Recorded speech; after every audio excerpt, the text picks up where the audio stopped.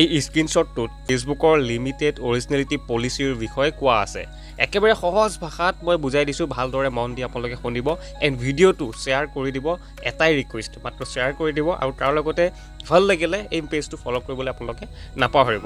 ইয়াতে চাওক, যদি আপুনি নিজৰ পেজ বা প্ৰফাইলত কাম কৰি আছে আৰু সেই ভিডিঅ'বিলাক যিবোৰ ভিডিঅ' আপুনি আপলোড কৰি আছে সেই ভিডিঅ'বিলাক যদি বেলেগৰ হয় বা কিছুমান আপুনি চেঞ্জেছ কৰিছে, যেনেকৈ কাৰোবাৰ ভিডিঅ' এটা ডাউনলোড কৰিলে, আপলোড কৰাৰ পিছত এডিট কৰি ৱাটাৰমাৰ্ক, ছং, স্পীড চেঞ্জেছ কৰে এনেধৰণৰ, তেতিয়া সেই ক্ষেত্ৰত কি হয়, ফেচবুকে সেইটো অৰিজিনেল কণ্টেণ্ট বুলি কেতিয়াও গণ্য নকৰে। নেক্সট শুনক, এইবোৰ কাম কৰিলে ভিডিঅ' অৰিজিনেল বুলি কেতিয়াও ধৰা নহয়। ফেচবুকে কেতিয়াও নামানে যে এইটো আপোনাৰ নিজৰ অৰিজিনেল ভিডিঅ' বুলি। এনেকৈ আন এজনৰ ভিডিঅ' এটা ডাউনলোড কৰি এডিট কৰি ছুইচ কৰা, ৱাটাৰমাৰ্ক লগোৱা, থাৰ্ড পাৰ্টি ছং বা লগো বা বেকগ্ৰাউণ্ড মিউজিক ইউজ কৰা বা ভিডিঅ'ৰ স্পীড সাল সলনি কৰা, ঠিক এনেধৰণৰ কণ্টেণ্টবিলাকক কেতিয়াও ফেচবুকে অৰিজিনেল কণ্টেণ্ট বুলি গণ্য নকৰে। এইটো কথা আপোনালোকে মন কৰিব। আৰু লগতে ফেচবুকে কৈছে যে নিজৰ ইউনিক কণ্টেণ্ট বনাওক, সদায় এংগেজিং কণ্টেণ্ট শ্বেয়াৰ কৰক।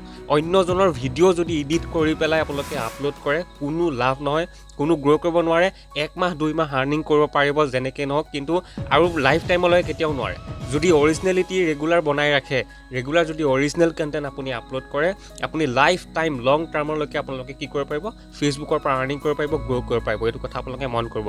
কিন্তু বেলেগৰ যদি ভিডিঅ' এডিট কৰি ৱাটাৰমাৰ্ক লোৱা, বেকগ্ৰাউণ্ড চেঞ্জ কৰা বা কিবা স্পীড সাল সলনি কৰা, এই ক্ষেত্ৰত আপোনালোকৰ সেইটো ফেচবুকে কেতিয়াও নিজৰ অৰিজিনেল কণ্টেণ্ট বুলি কেতিয়াও গণ্য নকৰে। এইটো কথা আপোনালোকে মন কৰিব এণ্ড ভিডিঅ' শ্বেয়াৰ কৰি দিব যিমান পাৰে।